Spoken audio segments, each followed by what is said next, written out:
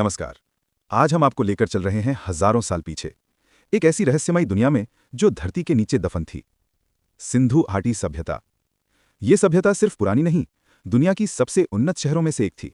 मिस्र और मेसोपोटामिया के बराबर और कई मायनों में उनसे भी आगे। हमारे पास मिले सुराग, मुहरें, नगर, जल प्रणालियां और आनुवंशिक शोध, ये सब मिलकर एक बड़ी पहेली बनाते हैं। आज का हमारा लक्ष्य है इन टुकड़ों को जोड़ना। ये लोग थे कौन, इतने विकसित कैसे हुए और फिर अचानक गायब क्यों हो गए? आइए इस भूली हुई सभ्यता की कहानी को नई नजरों से समझें। सिंधु घाटी की यात्रा शुरू करते हैं। तो कहाँ से शुरू करें? चलिए सबसे पहले इसके नक्शे को देखते हैं। हमारे स्रोतों में हड़प्पा, मोहनजोदड़ो, धोलावीरा और राखीगढ़ी जैसे बड़े बड़े शहरों का जिक्र है। जी, और हम बात कर रहे हैं लगभग 2600 से 1900 ईसा पूर्व की। मतलब आज से कोई 4500 साल पहले। ये सोचना भी अजीब लगता है। और ये नक्शा छोटा मोटा नहीं है।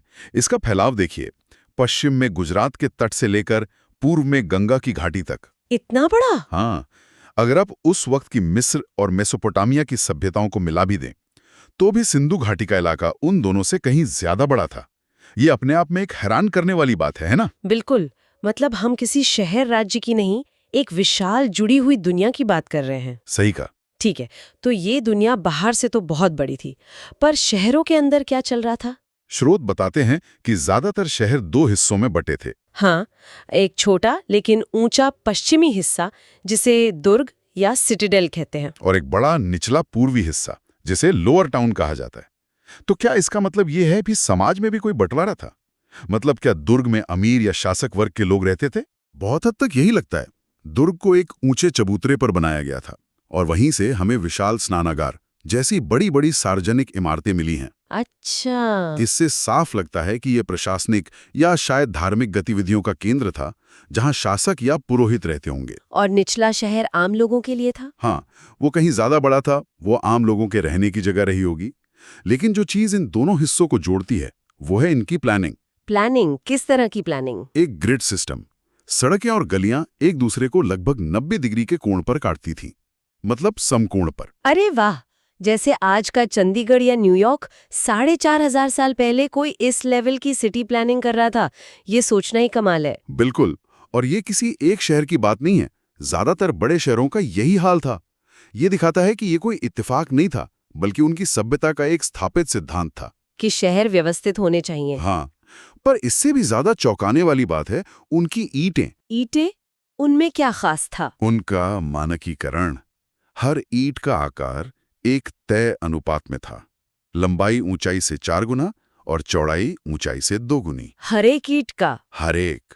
और असली कमाल की बात सुनिए, यही अनुपात आपको जम्मू के मांडा से लेकर गुजरात के लोथल तक हर एक हड़प्पा साइट पर मिलेगा। एक मिनट, मतलब हजारों किलोमीटर दूर दो अलग अलग शहर बिल्कुल एक ही साइज की ईंटें इस्तेमाल कर रहे थे? जी हाँ। आज भी हमारे देश में एक ही प्रोजेक्ट में ऐसा करना मुश्किल हो जाता है।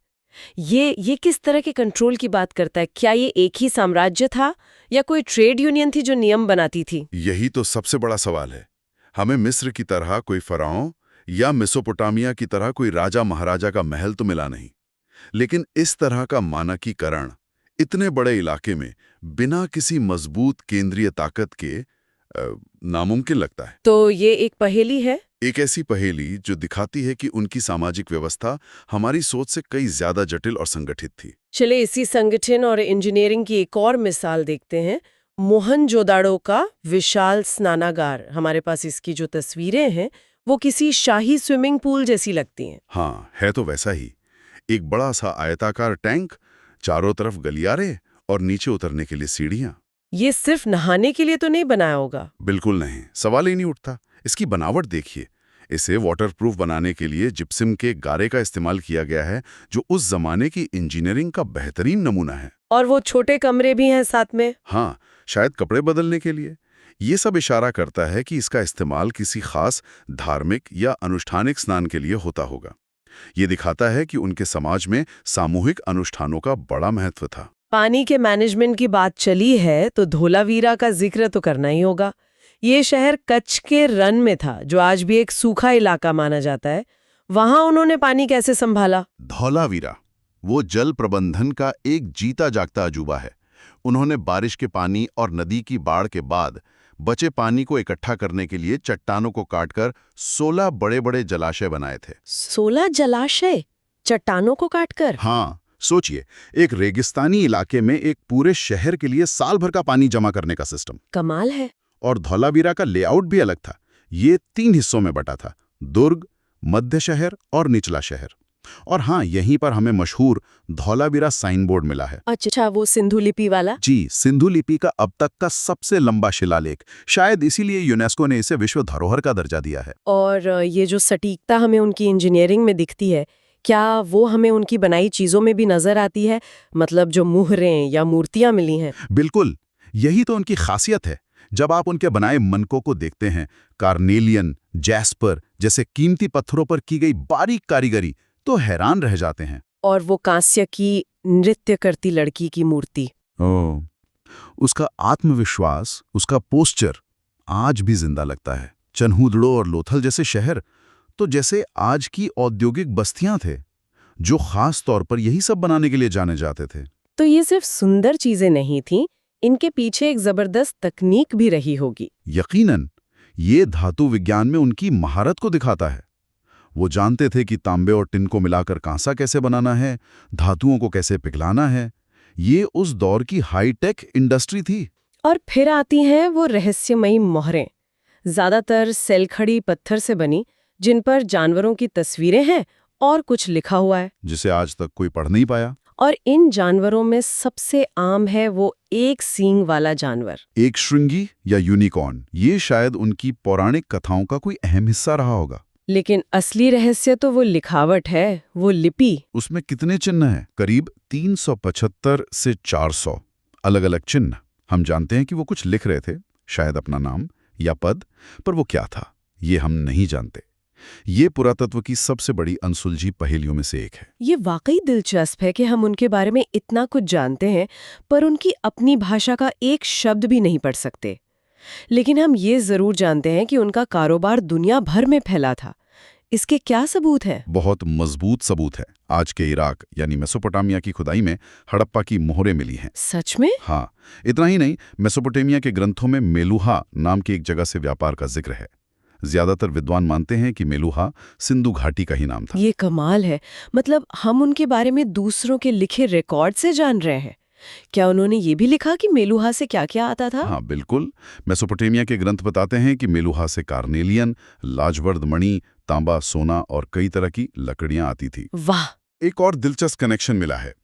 आज के ओमान में मिले तांबे में निकल के जो अंश हैं, वो हड़प्पा की कलाकृतियों में मिले निकल से हूबहू मेल खाते हैं। तो इसका मतलब ओमान से भी व्यापार था? हाँ, इससे पता चलता है कि उनका मगन यानी आज के ओमान के साथ भी सीधा संपर्क था। ये लोग सिर्फ अपने इलाके में नहीं, एक ग्लोबल नेटवर्क का हिस्सा थे। व्यापार, शहर, इंजीनियरिंग, ये सब तो ठीक है, लेकिन ये लोग मानते क्या थे?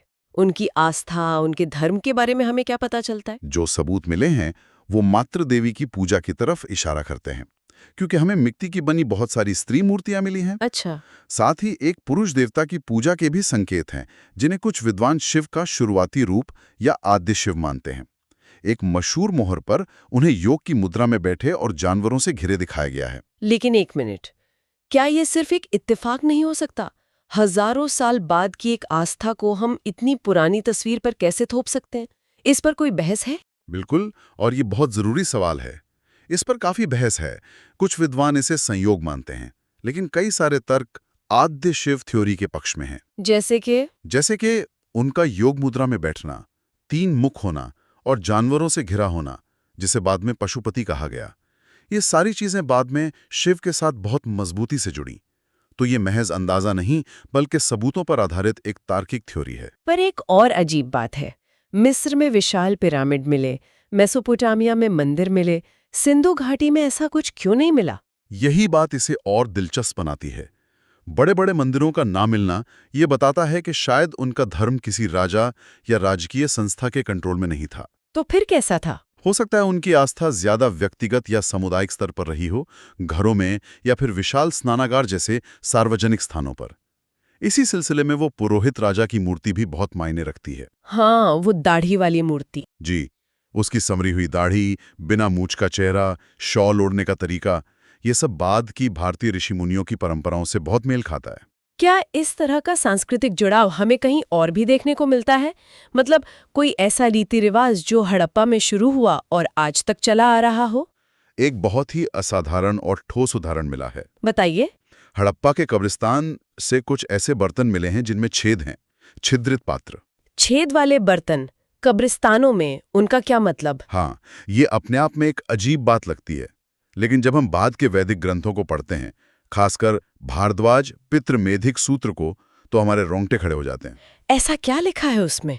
उसमें पितृमेध यानी पूर्वजों के अंतिम संस्कारों का पूरा ब्यौरा है, और उसमें साफ साफ लिखा है कि कैसे एक छेद वाले घड़े में दही और अनाज का मिश्रण भरकर शव के पास रखा जाता था। अरे, ये तो सीधा कनेक्शन है। ये पुरातात्विक खोज और हजारों साल बाद लिखे गए ग्रंथ के बीच एक इतना सीधा और अनोखा कनेक्शन है कि इसे नजरअंदाज नहीं किया जा सकता। तो इसका मतलब है कि हड़प्पा काल के रीति रिवाज सिर्फ खत्म नहीं हुए, बल्कि वो बाद की वैदिक परंपराओं का हिस्सा बन गए। बिल्कुल, ये दिखाता है कि एक परंपरा हजारों सालों तक कैसे जिंदा रह सकती है, भले ही शहर और भाषा बदल जाए।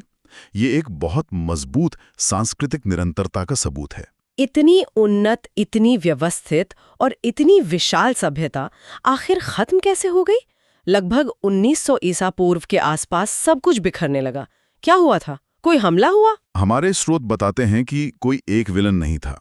ये किसी एक घटना का नतीजा नहीं, बल्कि कई चीजों का मिला-जुला असर था। क्या क्या वजहें थीं? सबसे बड़ा कारण शायद जलवायु परिवर्तन था। मॉनसून कमजोर होने लगे, जिससे खेती सूखने लगी।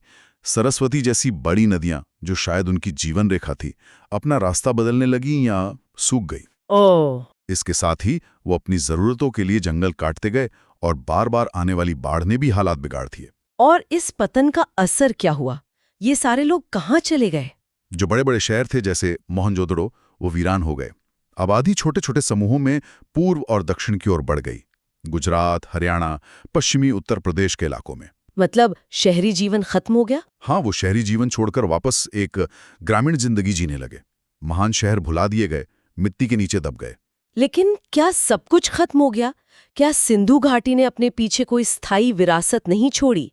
क्या उनकी दुनिया से कुछ भी हमारी दुनिया तक नहीं पहुंचा? नहीं, ऐसा बिल्कुल नहीं है। शहर भले ही मिट्टी में मिल गए, लेकिन उनकी आत्मा जिंदा रही।